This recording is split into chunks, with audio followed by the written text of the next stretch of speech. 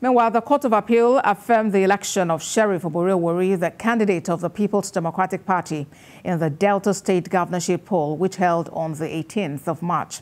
The judgment was delivered nearly 2 months after the Delta State Governorship Election Petition Tribunal upheld Mr. Oborevwori's election. The 3-member tribunal, headed by Justice C.H. Ahuchaogu, dismissed the petition filed by former Deputy President of the Senate, Ovie Omo-Agege of the All Progressives Congress. The tribunal held that the petition contained unsubstantiated allegations, noting that it was devoid of merit and speculative.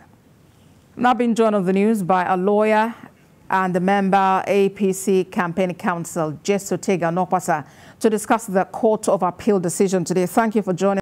Yes, please. On the case of Delta State, so I was just asking if you think it's necessary to actually approach the Supreme Court, considering the Court of Appeal has now said your candidate did not win that election.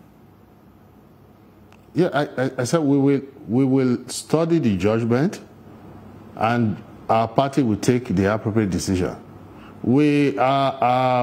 Our approach is not to insult the judiciary, not to impugn the integrity of the judiciary, not to cry foul, not to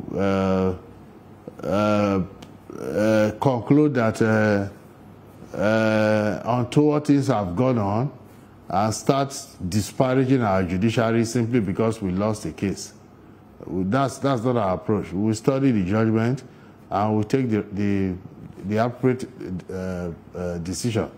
We are not like the other people who, when they lose a case that everybody knows they will lose, they keep casting aspersions at the judiciary.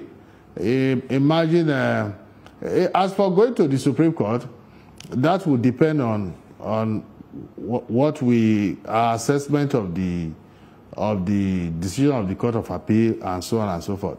But we don't insult the judiciary. That's not our style at all. I was watching one other channel this morning, and I saw no less than the Attorney General of Kano State impugning the Court of Appeal bench and insinuating that bribery must have taken place for the Court of Appeal to have reached that decision without presenting any evidence. And that is an Attorney General. I was so ashamed. All right, Mr. Nopasa. You lost because you lose a case. Excuse me, please. Because you lose a case does not entitle you to start casting aspersion on the judiciary. You know, so we are not like that. We don't go accusing the judiciary of untowardness simply because we lost a case. We believe we have a case. That's why we went on appeal. Since the judgment has come out this way, we will study the judgment and know what to do.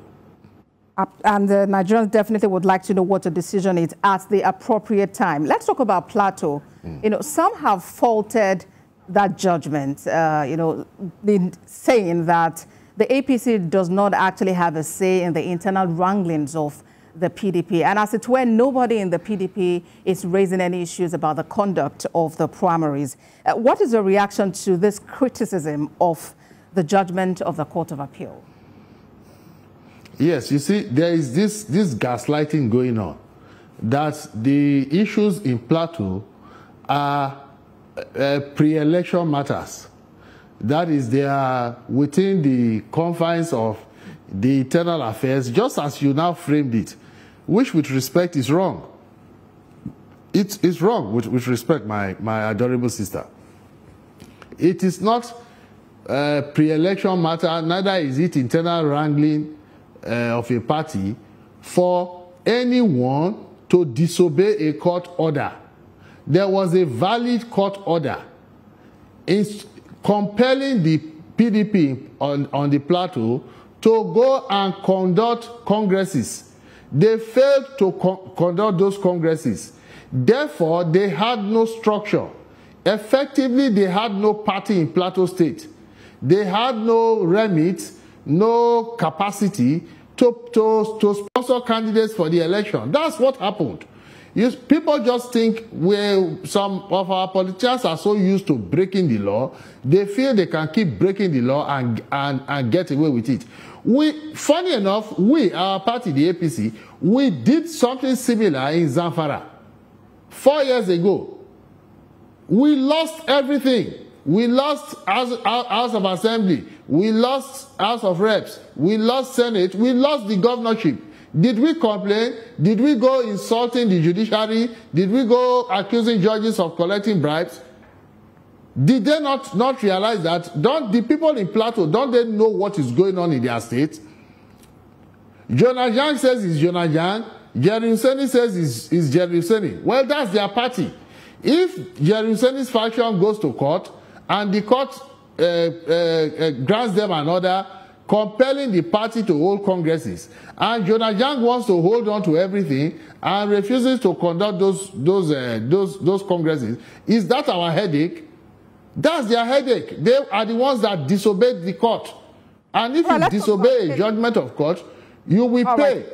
You will pay dearly for it. That is what has happened, my sister.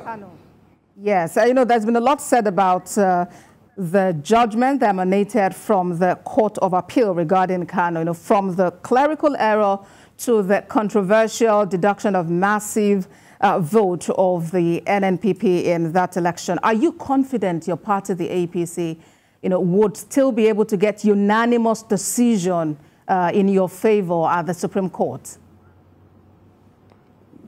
Well, that will certainly be my projection, but I would not even like to talk about the Supreme Court. I think I would suppose they might have filed by now, so that will be sub judice. Let me talk about what has already transpired.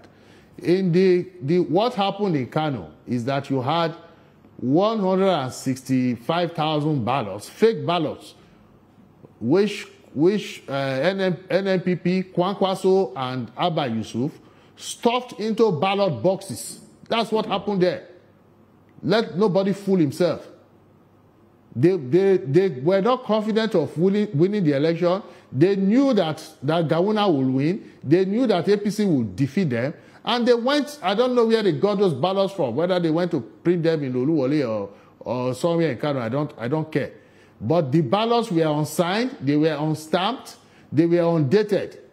And then with respect to my learned senior, Femi Falana, SAN, who is a personal hero to me, when he says that by